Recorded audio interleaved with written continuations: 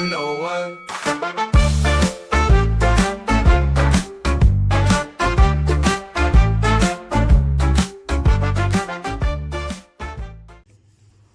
Good afternoon, Daniel McDermid. I hope I've said that the right way. That's correct, yeah. Okay, listen, let me just shake your hand first and foremost. Lovely to meet you, lovely to see you as a fellow Leeds lad and that. As well as everybody else, I love reminiscing, going back in time, having a look at the glory days, you know what I mean, seeing how you felt as a professional boxer. Do me a favour, Daniel, just tell me a little bit about yourself. Well, I was born and bred in Leeds. My mother is French, however. Bonjour. So, but I can't speak any French, so trying to scrub up on my English a bit better. That's a good start. I was brought up in Meanwood. Yep. And, you know, average life growing up. And then I started boxing at the age of 11. I think I first walked through the boxing. What made you walk through them doors? You know what? I'm not 100% certain. Because I remember going to my dad, seeing it on television, boxing, and thinking, I'd quite like to do that. Was you a, with all due respect, no disrespect, was you a proddy kid? Was you a pushy kid? Was you a little spunky kid? Like, you know, you get the little limps and that might be a bit smaller than everybody else, so has to push forward a little bit more because of the size and get themselves noticed. I wasn't overly aggressive or anything, but I was quite competitive as a child, but not in a fighting manner, you know, at that stage of my life where basically I was quite timid and quiet. Simple question, how was you at school? And that's not to get personal or traumatic. I was very quiet, yeah, but I was loud with my friends, people when I got to know confident, people, well, confident, open with people. I was always quite a good athlete, so I was a really So you was involved as well? So I was involved, so I used to compete for Leeds, went abroad running, so I ran in Germany a few times. And I was a good athlete, basically. You might have heard of James Milner. I do, yeah. Yeah. So in Leeds, when we used to do cross country, so every single school. Every school member. And then there was that big one. Did you go Temple Newsman? Oh yeah. The worst was Whitkirk. You had to go up this massive hill. Yeah. And everybody would be sliding down it, or muddy, back down it. Now I was only really little, so I was tiny as a child. So that horn used to go off, and I used to sprint, and you had to get to the front. Now, I used to be in first position with 500 lads behind me. Right. And I'd be sprinting. And towards probably the last 300 metres or so, James Milner would pass me. Creep up and just pass. And he had this, he just knew what he was doing. And he was superb, so I used to come second, third, fourth in those races, most cross-country races. So, well, to be fair, talking about coming second and that, talking about your professional career, you've come second to some good lads and that, you know what I mean? And with all due respect, no disrespect, let's just have a look. Where did you box for as an amateur? Meanwood ABC. Yeah, very respected and that. Was that when the days of Harry Pinckney, Kevin Cunningham, Dennis McCann were there when I was there. And just one thing, Harry, one of the best people I've ever met in my life. Kevin as well, and Dennis, of course. I'm glad you said that because a lot of people judge a lot of the trainers on their boxing. And you go, hang on a minute, let's stop this. Hang on. He was a really nice fella who had time for a lot of people, who understood that not everybody could be number one, but also gave so much time to the 2s, 3s, 4s and 5s and that. That's it. I mean? Harry was an emotional coach as well as just a boxing coach. So he made everybody feel like a world champion. 100%. You know, when we were there. 100%. And he used to turn around and go, we're going to make a champion of you, you know, all the time. So I still remember the first time I walked in, I was, you know, knee-high to a grasshopper. And I walked in and he goes, right, let's get you in. I still remember him slapping me in the side of my head because it was a bit rough. Answer me a question. Them days, do you remember them days? It didn't matter what you had on. You could have your donkey jacket on and pit boots, and they'd probably throw you a pair of gloves and see what you got. Well, Harry didn't charge. Right. So me would he had the opportunity to run the gym for free, but he gave up his hours all those years. So we used to go down, and he said, when you can afford it, get yourself some mitts. So eventually I got the BBE mitts, and I felt like, way. And absolutely brilliant. So we did that. Harry was a bit old school. You know, it was an old school gym where he taught you how to fight.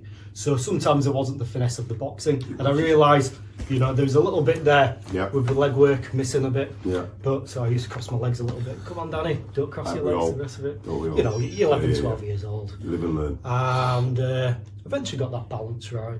But it really changed something. So suddenly I was speaking better. I wasn't stammering. So I do stutter a bit. So in this interview, Well, you've done very well. You've done very well so far. sometimes I'm choosing the words. So I might have two words that I want to say at the same time. That comes out. Yeah, I get that. Well, I'll decipher that. Don't worry about that. Listen, okay then. You've had your amateur career, this, that, and the other. You start living life. At what age? Let's go straight to the pros and that. You know what I mean? Let's. Right. So I took a bit of time out. I was at college. I think I had my last amateur about at the age of 16 or 17. Do you mind if I sit down next to you? Because I'm always told about Nick, you're a good-looking lad and you're the face. Oh of yeah, boxing. yeah. Well, we You're need a very good good-looking lad. fella and on the that. camera. You know what I mean? Otherwise Listen, people have to put up with my face. no, there's nothing wrong with your face, mate. Cheers. Makes mine look fantastic. Go on. Hey, how old are you? I can't say it on here. According to Mickey Duff, I was born in 1972. I'll stand for that. But one of the most significant dates in my life is when England won the World Cup. I'll say no more. Okay. There we go. Says a lot. So, okay. After let's call it a sabbatical. After a sabbatical, you've got a little gap. You've gone through a bit of life, done your college, bits of college, and that. What did you study at college? Studied at college psychology, classics, history. Didn't get the best grades, but then I matured on to doing a degree in psychology. Congratulations. I'll tell you something. It takes a lot to turn around and sit down and just do anything. Yeah. It does. A lot of people don't realise. But okay then. And I wasn't the most academic either. So. Really? Yeah. Well, sometimes, you know, all the answers are there for you. Yeah. You just have to have the patience and the inclination to look. Yeah. Now, I'm all right saying that because I went to college and I wanted to go to university. But as soon as I saw them big books, I was like, and that psychologically, that did me all them. Anyway, let's go. You've done your college. What brought you back to boxing? So after I graduated, you know, I'd put on a little bit of weight, not a tremendous amount when you look at it, you know. It's still But when you know boxing. yourself at a young age. And I want really myself. And Is that confidence-wise because of the weight? not just that. If it's anything else, we can cut that. It was something in me, and you kind of go, I need to get back to what I love. I'd let it go, partying, drinking, the Like rest you of do it. life. Tried the girls, but unfortunately Right. didn't have as much success as I wanted at that age. But Did that make you go to boys? no. Okay, just asking. All right. I was, you know, Yeah, as you do. I was celebrating, living but life not, and but that, not you know out of what I my mean? choice. Okay, fair enough, yeah. You go through trials and situations. I've got lads in that, without going too far into it, I've got lads who's had habits. And you know what? Them habits, a lot of the time, and I'll say this and we'll go bang, straight onto your career. A lot of them habits, I always say, are distraction techniques for something else. Now, when I was at uni, I was running a bar, so I used to own a bar. And basically I had customers come in, they'd be drinking a litre of vodka. Me having a few pints didn't seem like a big thing. Adds up every day, you're having 6-7 pints. And eventually I'd be like, there's something wrong here, there's something wrong here. Now I wouldn't have classed it was more situational than anything. If you hadn't been in that bar every I day, don't chances think- are you might not have done that. Yeah, so I was drinking a lot. And I realised I've got to put a stop to this. Well, what's my biggest love? Boxing. Boxing. So Can't do boxing with a beer glass in your hand. So I asked Derek Roach. So Derek, pal of my father's, he got to know my dad. So my dad used to be a journalist. Yeah. And he used to write for the Yorkshire Evening Post. So he got to know, wrote my dad, Derek's biography. I didn't really. You know what? So that McDermid, who I used to see Nigel in Yorkshire, yeah. Yeah. That's your dad. My old man, yeah. You're a wanker. So- You know, it's no disrespect. If I'd have known that, when I say wanker, me, if I'd have known that, I'd have been like, oh, get me in your paper, write about me. You know what I mean? But at the same time, you've got to. We haven't been there for 20 years now. Yeah, well, I ain't either. So I think he got made redundant, maybe. Did he work? Did he do a little bit of his apprenticeship with John Morgan? Yeah, so he knew John Morgan, but he didn't do apprenticeship with John Morgan. What happened is, right, John Morgan used to do the boxing before my dad. Now, when my dad got into it, it was basically Harry and Kevin saying, oh, you work for John Morgan and stopped doing it at that point. And they basically said, oh, do you work for the Yorkshire Evening Post? So my dad, by me being an amateur boxer, started to get to know Harry, got to know Kevin. At the boxing shows, started turning up, people started asking him. So eventually they asked him, the boxing correspondent. Well, no, he asked the paper, he goes, listen, I'm getting asked every week. So he brought up a boxing column that I did for free, he didn't get paid for this. So the Yorkshire Evening Post didn't pay him for doing the additional work. So he had his normal job. Then he would just do that as a favour.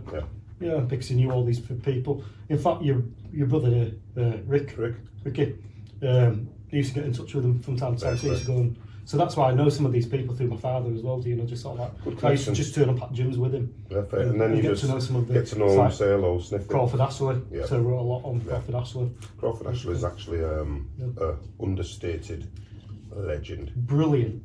I remember going to the gym. I would have only been about 13 years old, and he was training for one of his bouts. And I remember him training and seeing a professional training for a fight and thinking, whoa, that's a bit different. And there was just, you know, just water on the floor full of sweat, and you just gone, okay, that's how it's done properly. That guy, I remember all them times seeing him, training alongside him. I remember sparring him, and I can still remember. Listen, you always remember quality. And there's 2 punches in my whole boxing career that I remember, and there were 2 of them were jabs. One of them came from Adam Fogarty, a heavyweight. So like that, you can't catch me, this, that and the other. And I had a spar with him and he went boom, and my brain shuddered. And I felt my brain inside it was like a tic-tac, the last tic-tac in the box. And my brain was shaking about like that. And I thought, wow, these heavyweights really do hit. And then Crawford, we were in Birmingham before it got demolished and that. And we used to actually do quite a lot of training together. You know what I mean? Because he was like, I'll say it as it is, he was like a bit of a mentor. And if any of the boxers around the area had enough humility to actually realise the level that he was on. Supreme talent. Supreme talent. And he would impart that knowledge all the time, he didn't mind. But if you were cocky, arrogant and this, that and the other, you know what, he wouldn't bother, he hadn't got time for that. Because he couldn't be cocky, arrogant and this, that and the other. He could be confident, assertive, but not cocky and arrogant. And I remember sparring with Crawford, and I remember he was throwing hooks and I was evading him. He was throwing straight crosses, I was like dipping under them and slipping them. And he just went, and I just saw him readjust. And he went, boom, with a jab. I've seen some of his videos, he does a few videos. Spiritual boxer or something, He's got a young lad called Theo.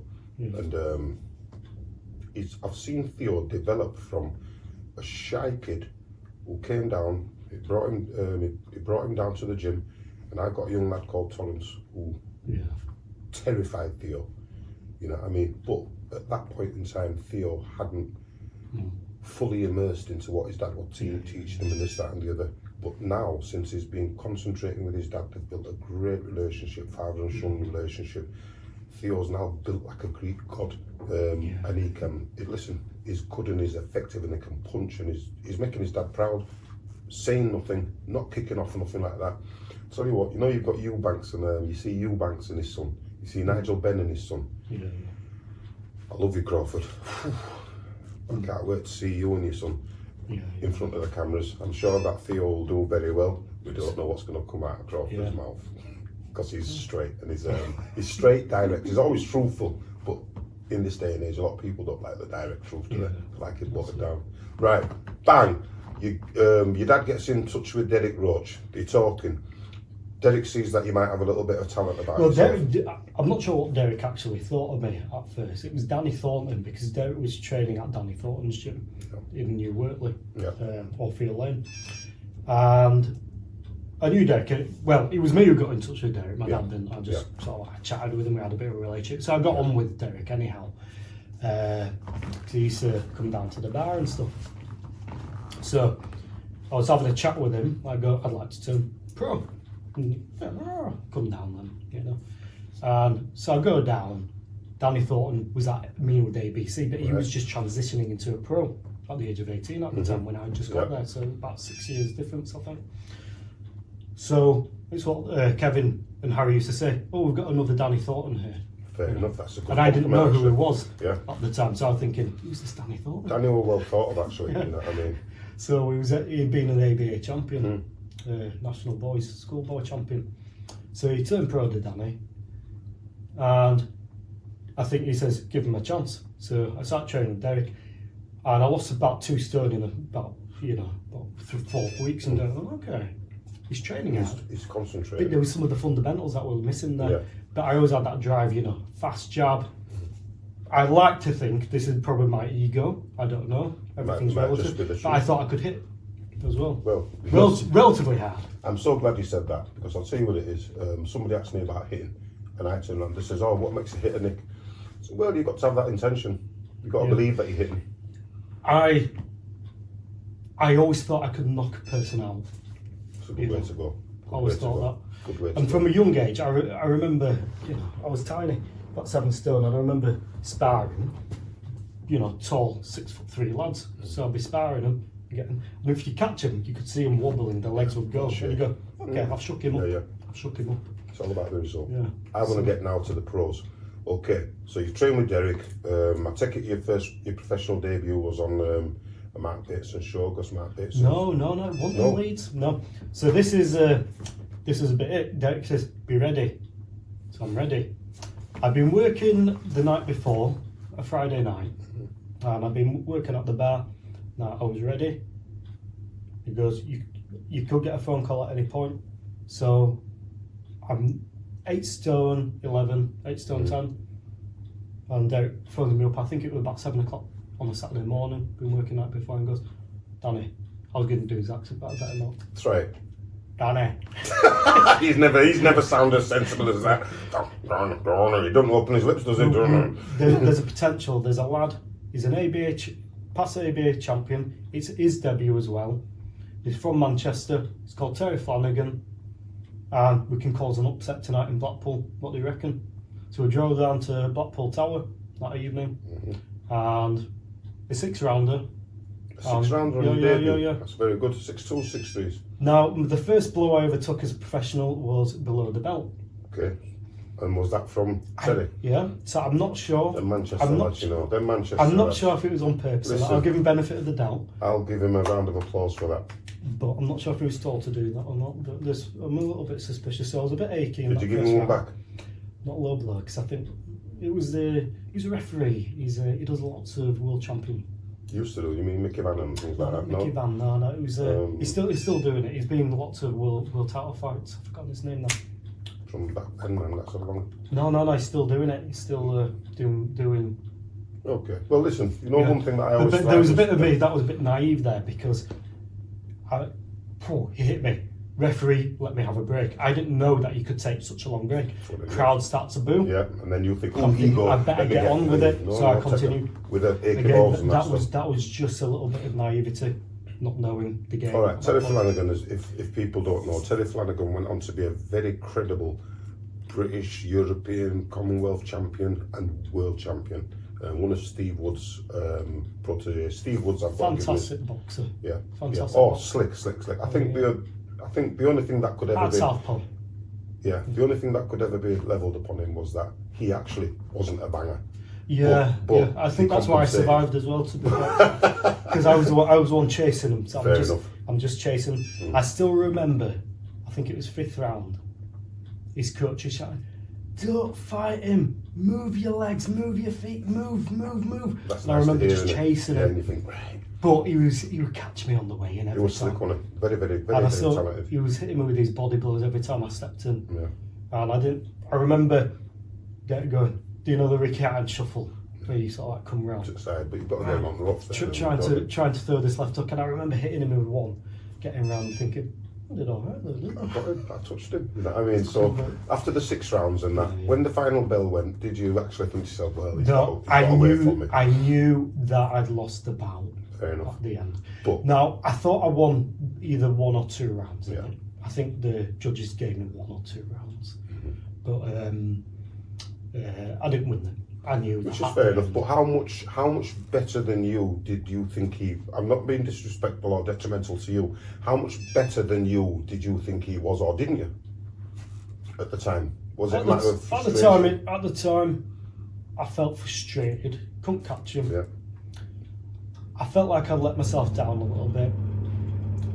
it was the southpaw stance that troubled me quite a bit, just getting my head around it. Back then, had you actually had a lot of southpaw? We hadn't done a lot of sparring, and I'd always struggled a little bit with the amateurs. Nobody was at the calibre who I did spar with as well. There you go. You know what I mean? Because sometimes you'll go from a transition of fighting orthodox fighters, getting used to that, feeling good about that, knowing which way you're going to go, how you're going to do it, get a southpaw and off, and you're like, hang on, did he just do that to me? And it's all that, you might be a split second thinking wise, just out of. I can't remember which round it was. I got a massive cut as well, which I needed stitches, so that will go into my eye a bit. Well, that's not bad then. So you got a cut, and you still, well, your corner managed to stem the cut, and then you still went forward. And so after that victory and that, obviously you may or may not have had to. Yeah, so we need to stitch it across. Yeah, and then you may have had to take time out and that. A little bit of time, but then I had I've got this condition called osteochondroma. Now I don't want to be making excuses about career and that, but I didn't realise what it was, and my knee kept on hurting. So every time I was going on runs, my knee would suddenly go, not just flare up. It felt like somebody had just come across my legs with a baseball bat, and I'd go lightheaded. So I'd just black out almost. Like, oh, go dizzy. What the hell's that pain? And then it would take a few days to get better. So I was chasing I went to the doctors with it, and I go, there's something with my leg. She goes, look, if I bend it, you can't feel it like that, but when I bend it, can you feel it there, halfway? She goes, yeah. So she sent me for scans, and it's basically bone growth, so your bone's growing out, but it's pushing through the kneecap. So did you have to have what's it called, heel surgery? No, and shave it off? I've got a massive scar across there, so they had to really go underneath. I don't know if they're called grommets or something like that, or not grommets, but I get a lot of kids who, when they're complaining that and little impact when they go to a certain point, and I'll say to them, have you go to the doctors and see if you can get a scan? Yeah. Because a lot of the time there's a lot of these kids, and you know, in the knee, in the joint, there's little bone spurs growing, and they're frustrated. You know what I mean? And then what they end up doing is going in there, keyhole surgery, shaving them down, and it allows them. Now this was significant, you know, it was like bulging out. And had you had what identified that to you then? Because like you said before, as a kid you were doing cross country running and this and the other. I think I might have had it for a few years, but it wasn't. I think it would just continue growing throughout my teenage years. Now it was when I was swimming that's when it caught me. So if I was ever doing breaststroke, it would happen. That's when it would go. Yeah. But then it started getting me. So when I was actually training, you know, you'd be bending your knees and it was only dip here. Did you feel it? And I couldn't dip properly, so I'd extend my knee out to get underneath the punches. So that was in the Flanagan fight. That was like bending my leg in a weird way. Now, this is when I was a little bit silly, because between that fight, I had surgery coming up. Derek's going, when's your surgery? So he's contacted me, when's your surgery? I go, I can't. The hospital do it quicker than it is, so they put me in. And then I had to get the recovery. Now, before the surgery, me being a bit daft, I met my now wife during that period of time. That's before, drinking a bit. That's before the surgery, but after the fight. Yeah. Yeah. So you waited. After the fight, before the surgery, so I'm there waiting for the surgery. So I think, oh well, I can do a bit of a fun time because I've been training hard, so weight starts to go on again. Stupid weight, so I wasn't as professional as I should have been. I was feeling a bit sorry for myself because of the Flanagan fight. Yeah. Food and drink. Thinking, so I was like, oh yeah. So I wasn't. And we all know in hindsight, not the best options, Daniel. And I wish I'd been. What was your tipple at the time then? Because I remember at one point mine used to be. I used to like Guinness.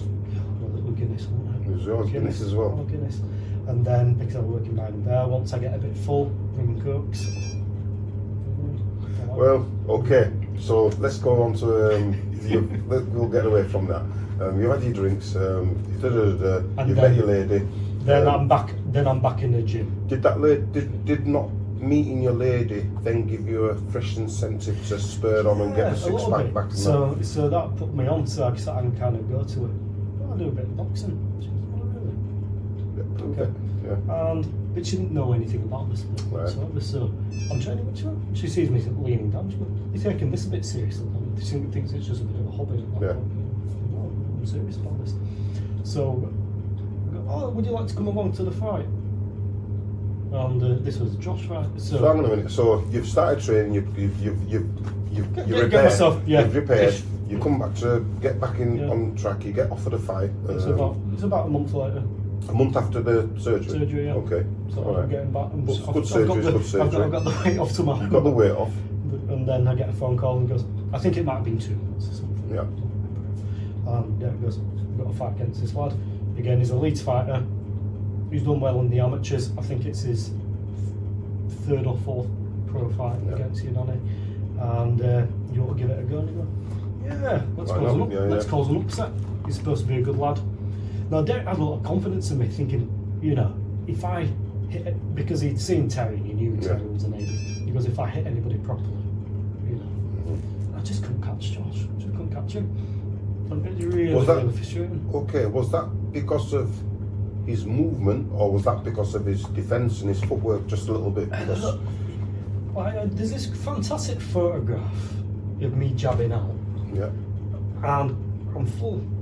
And it's just pushed my elbow slightly. So it goes over his... Just slightly. And my glove is that far away from his nose. And you can see him staring at it. And he's sort of like looking, knowing this ain't going to hit me. This ain't going to hit me. And it's just that tiny little bit of fraction of just understanding that fraction of speed. Where I know, had I jabbed out this to anybody else, that would have been Yeah. Listen, it's all about distance and range and that. He was just keeping that range, and Let me give you an example. And he's throwing that extra punch every time. One of the most exceptional fighters who had that awareness that I had the what's the word? The pleasure to trade punches with. Do you know that? Yeah. Oh, Henry Wharton. Listen, I'm telling you now, I've got a very flatline approach to boxing. Either you can, you can't, or you try. Now watch this. Henry Wharton, and I've been quoted it a few times. For a small window for a small period of time, Henry Wharton, for me, was one of the world prospects, mate. I'm telling you, listen, I used to think I was fast. I'm no benchmark, but I wasn't bad. And he would be there, and he would stand right within range of you, and he would just slip, and he'd make you miss, like you say, by that millimeters, and he'd catch you with a body shot, miss, boom, right hand over your jab, and that kind of timing is essential. Now, one thing I must say is that I didn't fight these lads when they'd got to their peak. They were still young fighters. They weren't at that standard yet. Are you sure? Well, because I'll tell you something. At the end of the day, all these kids can show you flashes of something. Did Terry Flanagan? You knew that they were special, right? Well, special or good, because it might have been just their night. You know what I mean? Yeah. It's like Terry Flanagan. You see him moving and that, and you think, well, you might have said to yourself, I've sparred all sorts of people and I'm not bad, and this one I can't touch. One fella I did spar, now he's a little bit younger than myself, you might have heard of him, Damo Jones. Of course I know Damo Jones. That was such a shame about him, because there were two of them, two brothers, army kids were they? Going in the army. Damo had something special about him. I couldn't last the course. I don't know what the problem was there, but if he'd have turned around and if he'd have been able to use that kind of military mentality to boxing and sacrifice himself just for 8 years or something like that, 5. He was special. Yeah, he had something about him. So when I was sparring him, that was a southpaw where I go, he's special, he is, you know, when you're sparring him. Now that was, again, I only did about 2 or 3 rounds ever. Right. But you know, when you spar somebody, you go, he's good. I saw Damo Jones. Thing he trained, didn't it? Danny Thornton trained him. And you know what I like as well, and what I look at in a trainer, when I see lads who have transitioned from boxers to trainers, I look at their careers. Not just for the successes, but for the style of fighting that they have. Because I find that there's a lot of trainers who will allow their fighters to be punished just as much or more than they themselves might have been punished. and I think, actually, let's do better. At the end of the day, just because you was a come forward, face fighter, doesn't mean to say that this kid that you're teaching is that. Let's try and modify the styles. So, it's like I've seen many a trainer who I turn around and I've said to him, and they look at me a bit funny, I go, here, he's not you, you know. That's it. He's not you. You know what I mean? So I'll tell you what it is, what the traits that you've got, the reason why you're frustrated is because you were hard as nails and could walk through punches. He's smart as a professor and can avoid the punches, but because you haven't got the mentality to turn around and match his, you're now dragging him back into just a fighter, and that's a bit detrimental to his game. You know what I mean? And you know what I mean? That's not to knock anybody, but that's just to turn around and say, hang on a minute. No, I've seen it so many times, and that's why sometimes when you get trainers that have never actually boxed, they're not trying to replicate what they were. They haven't got a clue what they were because they've never boxed, so they don't know what it's like to take a hook. Do you cover up? Do you roll again? Do you come backwards? Do you come forwards? And they don't know. So I'm not knocking them, but I always turn around and say, listen, just what I'd do if I were you. Anybody who turns around and says they want to come and train and this, that, and the other, what I'd say is spend 6 months in a gym training yourself. Not yourself, but training under somebody else who's going to put you through some of the things that you're going to expect the fighter to go through. And then when your fighter's asking you certain questions and looking at you with certain emotions in his eyes, you can turn around and match him and say, listen, don't worry, it'll be all right. Give it half a round. Don't get involved with this kid. Just jab him. Just move away. Make him miss. Jab him. I can tell you within 1 minute of that 3-minute round, when I clap, I'm going to clap or I'm going to shout your name. That's all. Nothing more. Then that's when you go forward. But for now, just go on the back foot. Frustrate him. Make him miss. Pee him off. Because at the end of the day, right now, he thinks you're going to stand right in front of him and trade. And if you do, you're going to get banged out. You know what I mean? Whereas if you turn around and just frustrate him for 1 minute of this round, trust me, I'll tell you this, give it a go. Give it a go, and then all of a sudden say, right, now get him. You made him miss 7 times. You made him miss with every punch that he wants to throw at you. Now you can read it. Now go get him. You know what I mean? Just a little bit of sense.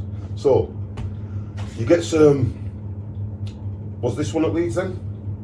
That was in Huddersfield. Huddersfield, so you'd have been on a Chris Aston show maybe. Yeah. Right, carry on. Okay. Now, Chris Aston was joint manager. What I was saying about my wife at the time, we met her and I go, oh, do you want to come along? So she thinks she was just coming to the boxing club to watch you train. To watch me train and do a bit of sparring. Suddenly, I'm in there with Josh, aren't I? Getting a pummeling. No, well, did you get a pummeling or not?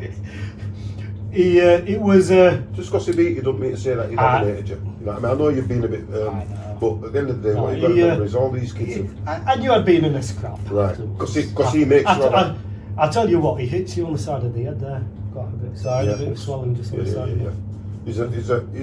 I've got to give him his dues. He's progressed from being... He's completed the set. He's completed the set. I'll tell you what you were saying before about anyone, how he's just that little bit. I think a lot of the time people will be watching, and sometimes in boxing can look quite basic initially, but they don't realise how that closed, compact style works, and the fact that he's just moving and how difficult that actually is, that you actually are right in front of your opponent, but you're moving just that head slightly. Minuscule, just taking off the line. You know who I love? I love Floyd Mayweather. Yeah. And you know what? You know why? Because he'll be in front of you and he'll move. He's like a Rolex watch. Yeah. And when they say, oh, he's like a Rolex, and I say to these guys, be like a Rolex. And they go, what do you mean? So I'm not going to tell you. But what I suggest you do, instead of messing about on that phone, go in Google and look up one of the main characteristics of a Rolex. And they'll go, they'll come back to me. Expensive. Yeah. They'll go, perpetual motion. You know what? You can be moving all the time, just that rhythm. And because if you stop, it means you have to start. In order to start, you have to initiate something from the brain to the muscle. Isn't that true in boxing?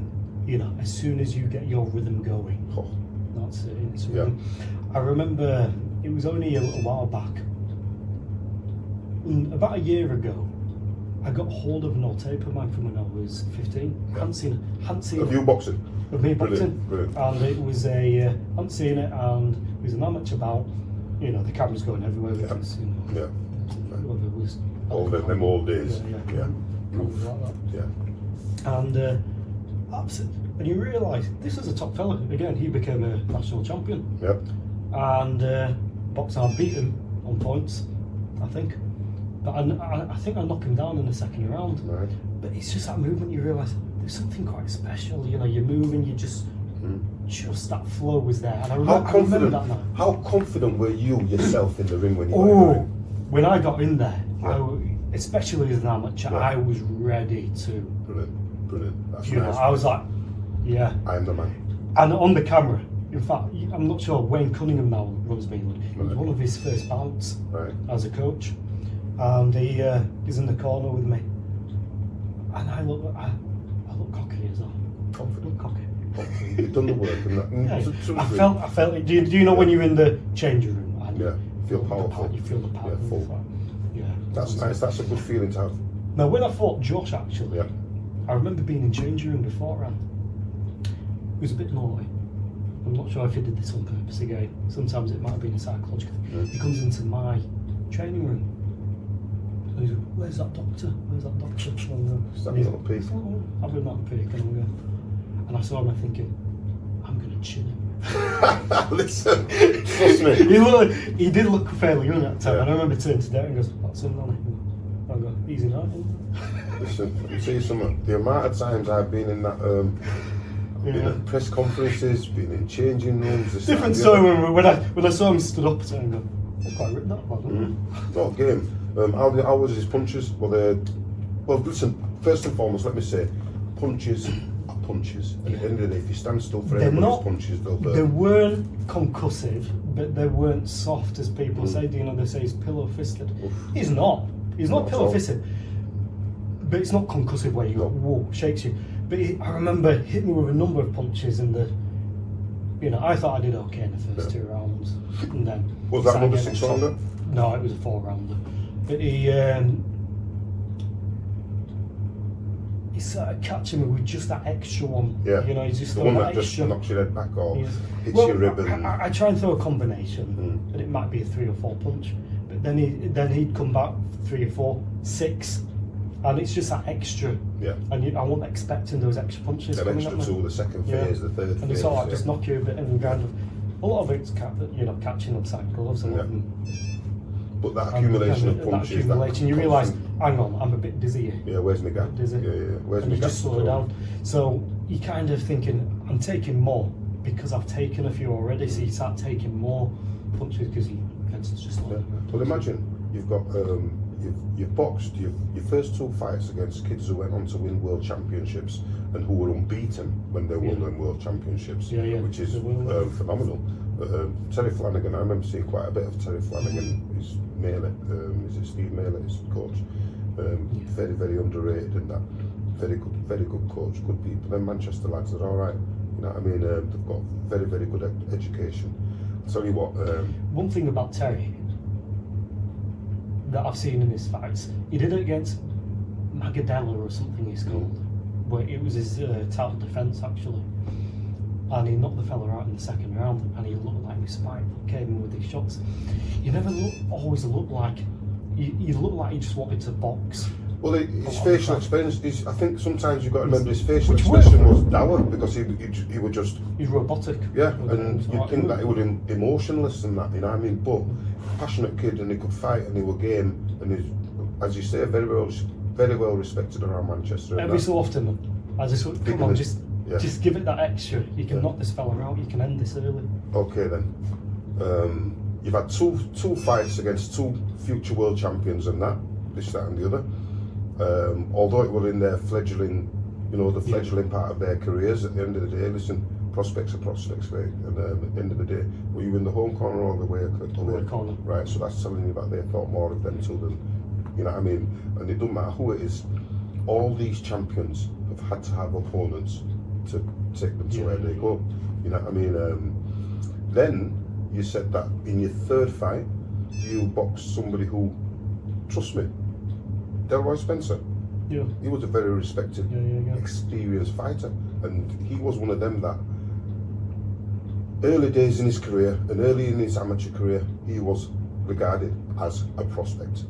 Yeah. Okay, and then he changed his mind and said, you know what, let me start making money. We all understand the journeyman. Yeah. They need a lot of respect because, you know, they are hard, good fighters. In a different scenario, they could be champions, these fellas. Well, you know what I always say? And I always say to the boxers and the lads and that, say, oh, get your heads up, man. I say, I'll tell you what, these kids who you call journeymen, because... I don't mean that not you. derogatory. Yeah, generally, but these kids that people call journeymen, I turn around and what they usually do is, as soon as they put the journeyman moniker on somebody, a lot of the time, they look down on them as if they're second tier, third tier. Yeah. But what I always do is I'll turn around and say to them journeymen have got show more bravery and courage and guts than many of the champions ever will. Because I'll tell you what it is, there's a big difference between the champions and the journeymen. The champions choose their challengers to a degree, because the promotional and the management, they'll turn around and say, right, we'll do this, that and the other. The journeyman has no choice. The journeyman will fight anybody. If you look at a journeyman's record and look at a champion's before record, he fought me, yeah, Spencer, he'd fought Josh and Terry as well. Now I think he fought Terry twice. Right. So I knew, okay, no Terry. Right, so I bet he got stopped by Terry. Didn't get knocked down, I don't think, but I think the referee stopped him. Well, Terry was always an accurate, spiteful puncher anyway, so although maybe not always the hardest puncher, he was accurate, precise, and he'd throw in an accumulation that will sort you out. So now that might have been my undoing a little bit when I got in there. Now we don't want to make excuses. Never. It is what it is, and we make our own decisions. On the week of that fight, it was a home fight for Derek, and it was one of his first promotions. All right. So Derek being my mate as well as my promoter, manager, trainer, I didn't want to let him down because I was a bit poorly that week, struggling to make weight even though I was ill, getting there with a sniffle, feeling a bit sorry for myself, and part of me were thinking, well, this, you know, he's been stopped by Terry, fought Josh, might be easy. Now, I think it was going to be his 100th fight or something, so I think he had intentions of making a statement there.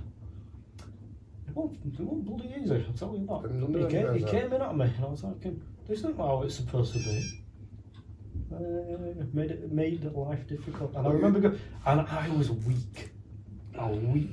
You know, I found it difficult, and I felt. Do you know you were saying before? How did you feel? In other fights, I felt I'm on it. I felt I didn't want to be there. Right. And psychology, we're talking about that, weren't we? Mentally, I didn't want to be there. I thought, well, I'll just get on with it. I'll get through it. Yeah, and then reassess from there. And they were making life difficult for me, and I started throwing a few heavy punches that I thought were heavy, but they weren't really. I remember throwing a left hook, thinking, I've got to catch him, because I need to catch him. I remember throwing, I completely missed all out of the window. And have you ever thrown a punch where just absolutely ridiculous? I thought, you know what, everything out of the window, and you can feel your arm drains afterwards because all the blood just goes through it. Listen, I'll tell you what it is talking about. But I knocked him down in the fifth round. Yeah. So I caught him, and luckily I caught him because I think it might have been classed as a draw had I not knocked him down. Well, thankfully you got that there, because you know sometimes. So the 6 rounds are in total. That's good. So, but you know what? I doubt he'll watch this, but fair dues. What a man! What a man! Listen, got so much respect. I'm going to end up trying to work out how to put that on YouTube, and that I've got a little channel that I'm trying to put together. And what I want to do is, I don't know if I'm old school, I don't know if I'm new school, I'm just evolving. And what I do understand is that for every major champion, there's 50 guys who are just trying to climb up the ladder. Yeah. You know what? I've got more of an affinity for these. Obviously, I respect the championship journey. You know what I mean? I've been on one with Josh myself, and that's who it is. I'm so proud to have been part of that. At the end of the day, when Leeds needed a world champion, there was a group of us that stepped up and put ourselves on the line. Took a lot of criticism, took a lot of stick, got the job done. Happy days. But from a historical point of view, apart from Crawford, who did you grow up looking at round Leeds thinking they're going to do something? Because there's one name that I'm going to say that I think should have been so much more. Well, I always had admirations, obviously, for Derek, because I knew him. He was fighting for world title fights. Now, there might not be I'm not sure, the 4 belts that they have. So it might be one of the belts, but he's still a world champion fight, title fight. Now, I know that he's from Ireland, still a Leeds fighter, so he would have still been a Leeds. Yeah, adopted man, he's a good guy. Yeah, Derek was a very, very brave guy, and very brave, very strong. And to tell you the truth, I'm going to say it as it is. The way that a lot of these guys fought and trained and lived, you got to turn around and say, how the hell did they do it? You know what I mean? Because Derek... Well, he turns around and goes, you used to only train when you had a fight coming. Yeah, and you think, wow. And you think, okay. And Derek reached a very, very high level.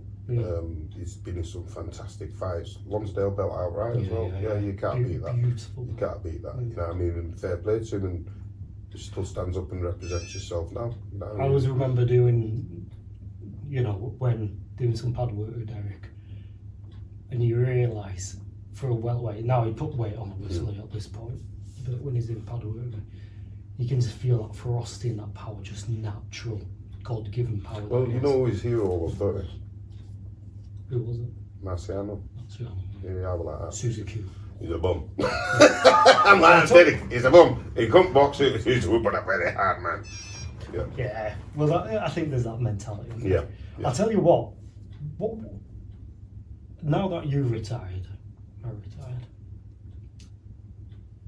where do you get injuries? Where do I get injuries? Yeah. If you just go and punch a bag, do you get injuries at all? No, because I punch correctly. Yeah. Do you know what I find really difficult? I always get bloody calf muscles. Yeah. I do lots of stretching. Well, you see the Achilles? Yeah. The bottom of the Achilles, a lot of people forget about that section there. Yeah. Thinking it's there and go, no, you've got to stretch that as well. That's a muscle that needs a little elasticity. But I think that demonstrates where your punching power comes from. If you haven't done it for a while. I think, you know where I think the punching power comes from? There's a few places, but the core, man. The core. You know what I mean? I was just, and I talk to the lads as well, and I say, listen, don't just throw punches with intention. You don't have to be, you don't have to be tense. But you know what? Understand that what you're doing is you hit to hurt.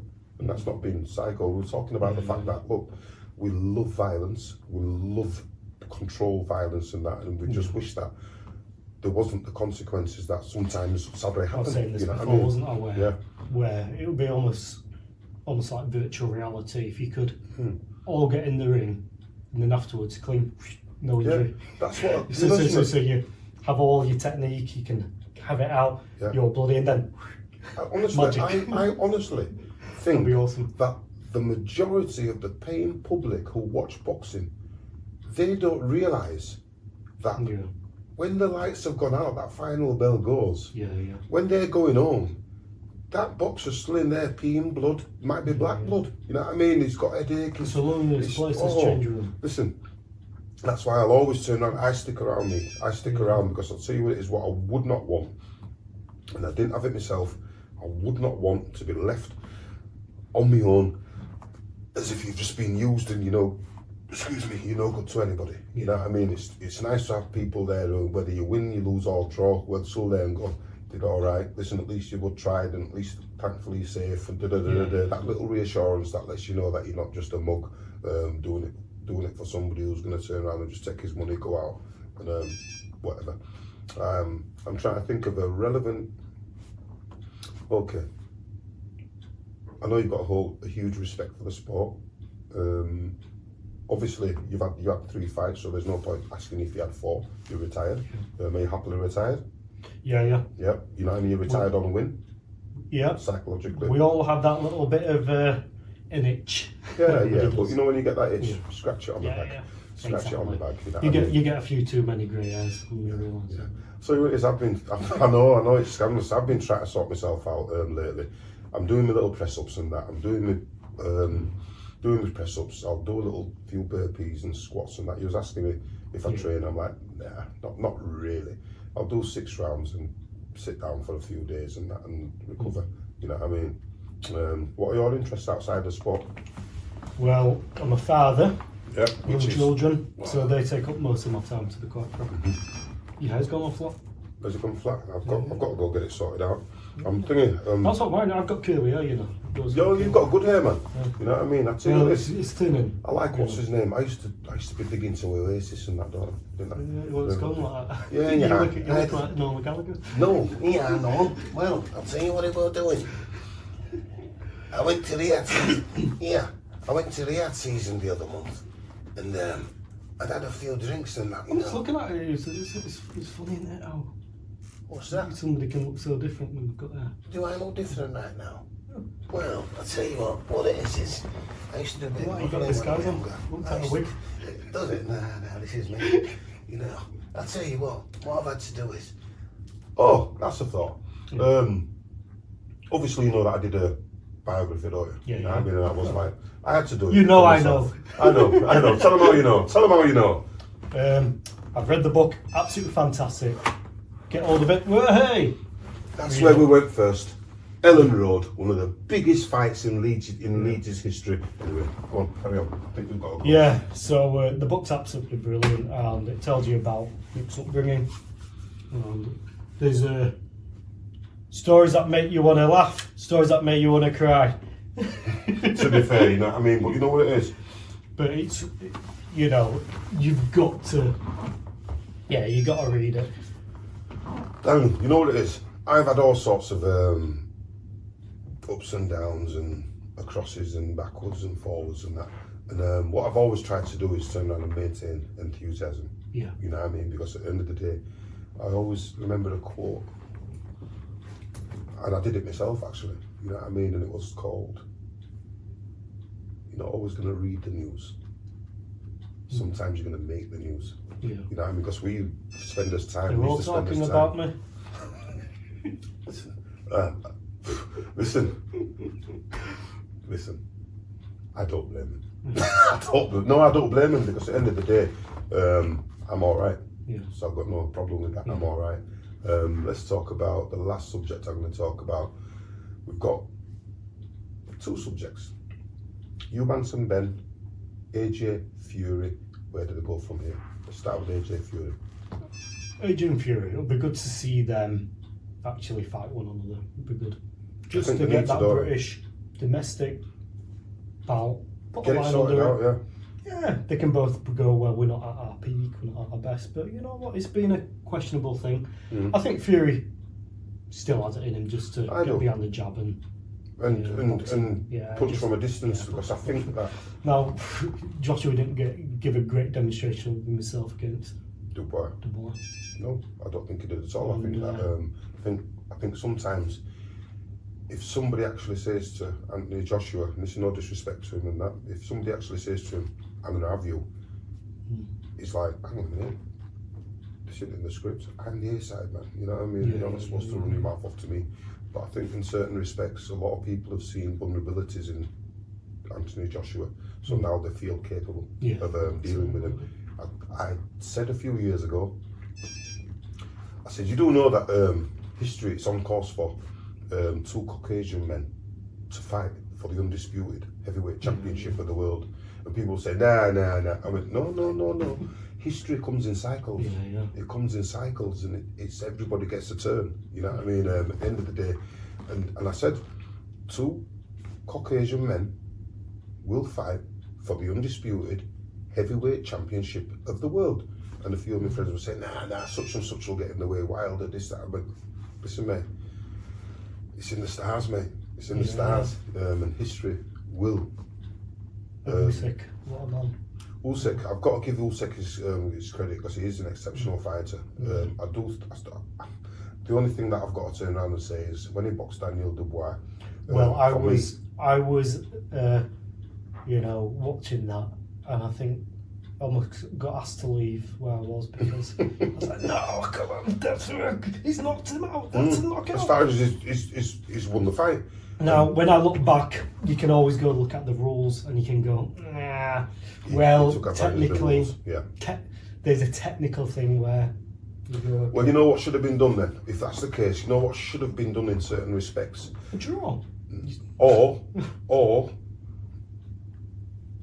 somebody should have been shouting to Daniel Dubois, keep your focus, keep your focus, keep your focus, keep your focus, because you know what I feel happened? Daniel Dubois caught him. He completely. You can't exhaled. get that. Yeah, you can't get back into that rhythm. No. Because how long? 5 minutes. 5 minutes, 6 minutes. That's 2 rounds. That's the fight done. That's cold. Right. Listen. I'll tell you what it is. Nigel Benn, Chris Eubanks. You talk to the camera and tell them what you think. Nigel Benn. Conor Benn. Yeah. I think Chris Eubank Jr. stops Conor Benn. Quite simply. Yeah. Heavier, more experience. There is also the challenge of, has Conor Benn been on PEDs before? And is he the same fighter that he's shown? Now, I do think he's quite powerful for his weight, but I don't think he can hurt Chris Eubank Jr. unless if Chris Eubank Jr. has just reached an age, or if Chris Eubank Jr. is too dry. So if there's a weight stipulation that they put in, and they drain him with weight, that's the only reason why I think Ben can win it. But no, Chris Eubank Jr. all the way for me. Okay, what's your thoughts on people taking banned substances within the sport? I don't think. Right. I think it should be an automatic ban. Now, you might think I'm being a bit too strict there. And you're playing with people's lives. It's not like other sports, you're playing with people's lives. Anybody who's been there, in there, and listen, if somebody that I found in the aftermath that they've been taking PEDs, I would be taking them to court. It's, I would be trying to get them done for assault. Well, yeah, premeditated manslaughter. What happens if, I'll tell you, don't get me wrong, I do not agree at all with drugs within sport. I don't. I remember training and going places, and me with my water like an idiot, bottle of water, and then seeing people with green, orange, all kind of concoctions bubbling and drinking them, and then all of a sudden they're like that, and I'm thinking, 5 rounds in, 6 rounds in, sparring, and you're still moving like your first round, you're not even going. And then I had doubts on my own stamina, because I'm thinking, well, if I'm fit and he's still flying, I can't be fit. You know what I mean? Anyway, I'm just thinking now to wrap it up. Now, one thing about PEDs, just quickly, when you say that, I kind of look at that and I don't like to be black or white about stuff like that when it's sort of like completely banned. And that's why I sometimes cringe at myself with any answer, because I don't know enough about the underworld of PEDs. Performance enhancing them. No, but if somebody has, let's say, I don't know how you can accidentally do something. Right. But let's imagine a boxer and their coaches do something, they spike them. That person's career, if I'm saying that the person should have an automatic ban, that would be really cruel to somebody if that was the case and they were unknowing. What if the trainer spikes the thing? Well, I'm not being funny. How can the trainer spike him? I don't. And the kid not go from that to that? But let's say, like, what's wrong with me? Let's say if they're just naive about it, we don't know. And that's what I'm saying. That's what I'm saying. I don't know enough about it to know. I've never taken anything. And I don't know enough about people being naive enough to not notice. Listen, if I was to have a Red Bull, I'd be like that as well. Well, you know what it is. That's the thing. I see lads and that, and I've stopped waiting in here for the lads. Yeah. I wait out there, and I'll wait out on the corner, and I'll see them, and I'll go, what's that you're drinking? I go, no. I say, hang on a minute. You're on steroids and I might have a Red Bull. So you tell me why is that? And if they can't give me a good enough reason why they're having to have a little vitamin C in them or whatever they call it, you know what I mean? Because I'm like, okay, then if you've been at work all day, you just feel a little bit Fair enough, you might want something to wake you up a bit. Fair enough, but if you're fit as a fiddle and then you want that and then you want to go in there, so well, why do you need that? You're just cheating and just... I've had a coffee before. Yeah, coffee and that, you know what I mean? I'll tell you what, we'll leave it there because there's some fantastic fights coming up. You've got Daniel Dubois versus Joseph Parker. Yeah. You've got Callum Johnson versus... What was the Olympic? Watsy. And that's long overdue. I think I was talking to Callum the other month in, where was we now? Something like Nottingham. And I was asking him if it's, listen, are you coming back just for some dough? Or are you coming back to have a go? And you know something, he's convinced he's going to have a go and he's going to throw some punches. And Callum Johnson can punch, so there might be a surprise there. There really might be a surprise. What do you think about Park and Dubois? You know what? That's a hard one to call. It's a hard one to call because Parker's got the quality to turn around and the quality and the boxing ability and the experience to turn around and deal with Dubois. But Dubois has got that stubbornness and that momentum going now as a real heavyweight, as a real big man to throw punches. He knows he can trade punches with people. I think, what's his name? The fella in his corner. Not Derek. I don't know. Don Charles. I think Don Charles and that little fella, Kieran Farrell, whatever his name is, I think they've done a great job in balancing him and keeping him mentally up and you know, giving him real confidence in himself. But I'd just call it, he's focused solely on boxing and that's it.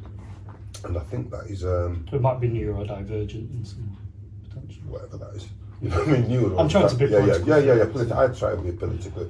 In the Caribbean, we call it a dumb gene. Tick and dumb. You're so tick and dumb that you don't even realise that he's getting licked on the head and he'll just keep coming forward.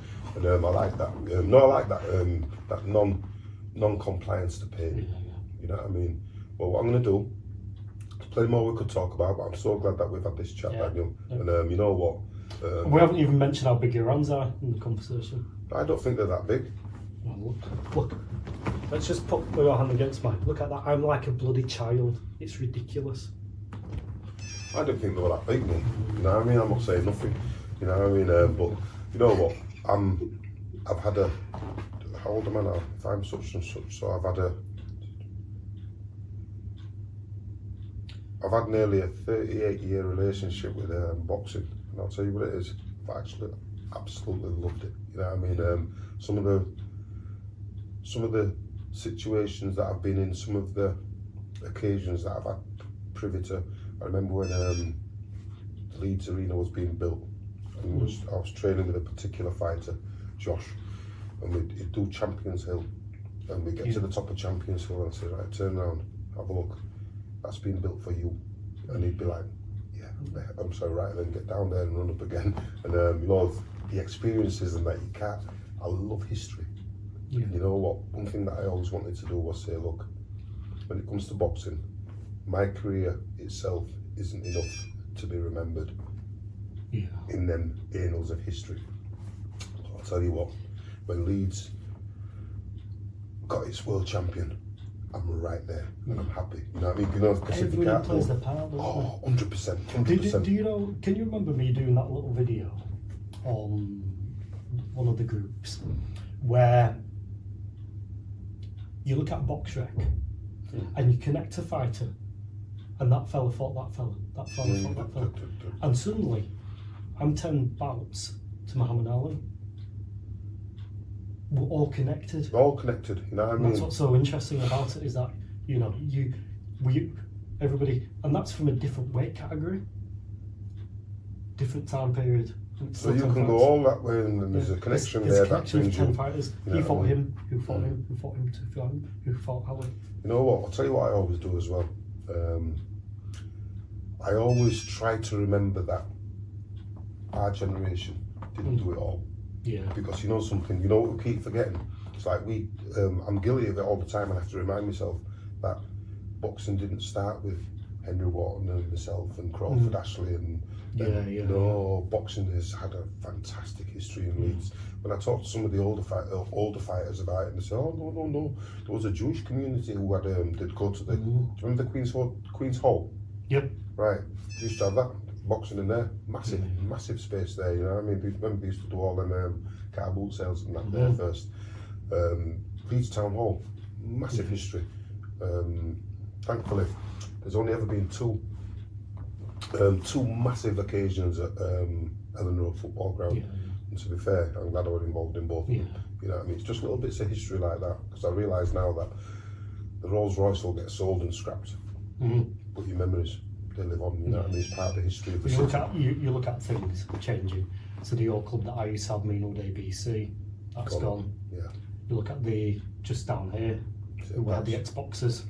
Gone. That's gone. You don't know that I've got I've got all the history of the Xboxes things. You know what I mean? I've got a picture over there of remember David Tui, God bless him. Yeah. Well, David Tui. In fact, I remember going to the Xboxes when I just turned pro, so I was just training at the time. That's where Helen Foods was. Yeah. And Kevin Cunningham was there, so I went to meet Kevin, my old trainer there, and he was one of the chairmen. And David Tui comes in and he had these boxing gloves, and Kevin asked, because Danny's turned pro, can he have those gloves? And he handed them over because this is for your career, mate. Brilliant. So I could spar with them and stuff. Look behind you.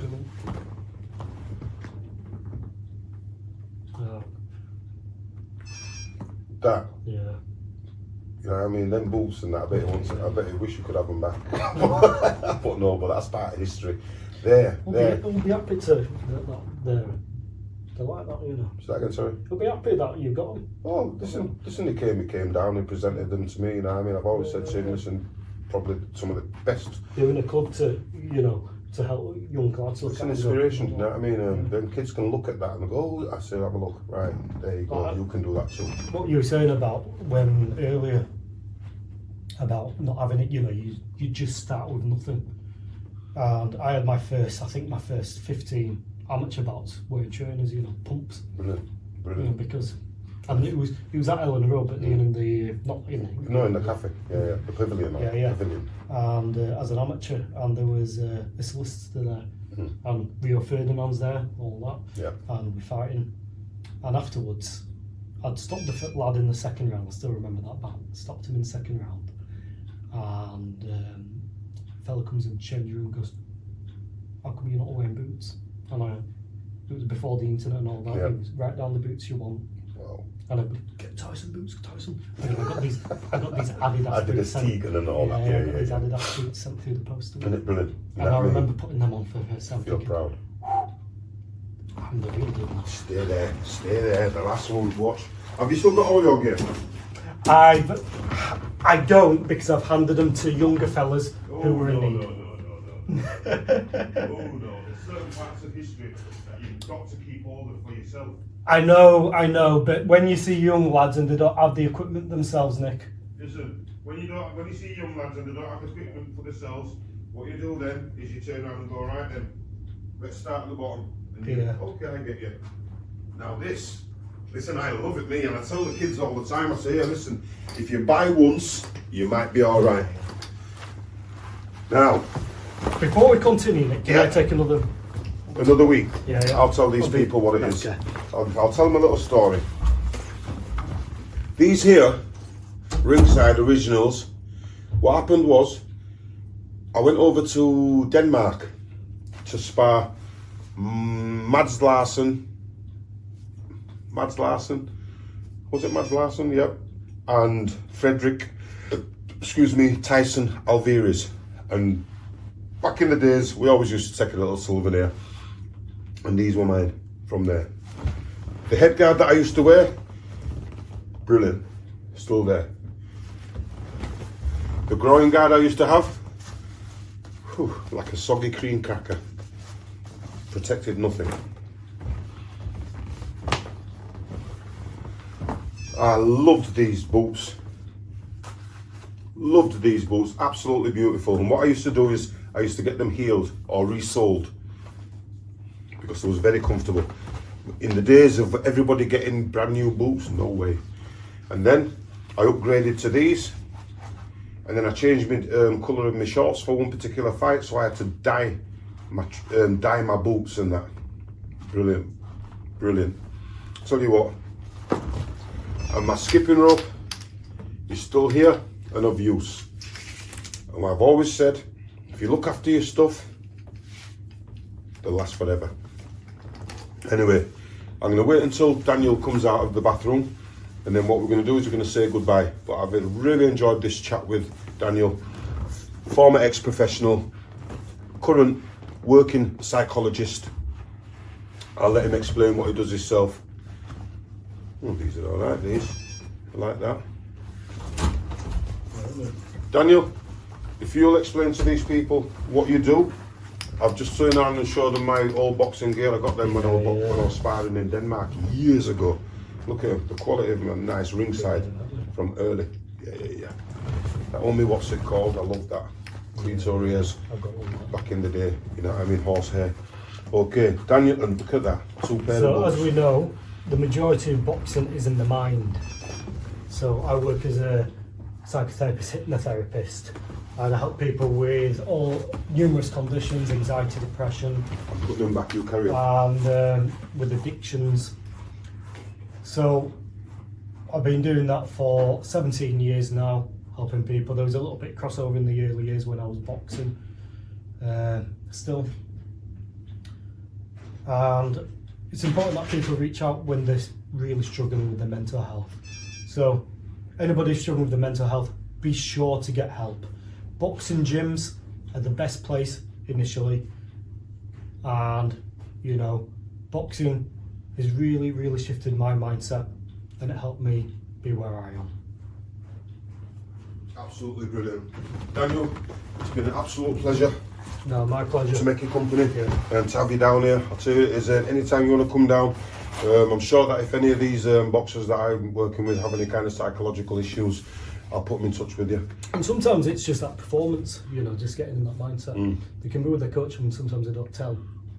Coach, you know, tell me, talk to me. I'm always saying, are you alright? So don't lie to me, because you'll get no mercy from me. Anyway, yeah, 3, 2, 1, and we're done. Yeah. Okie doke. You know what?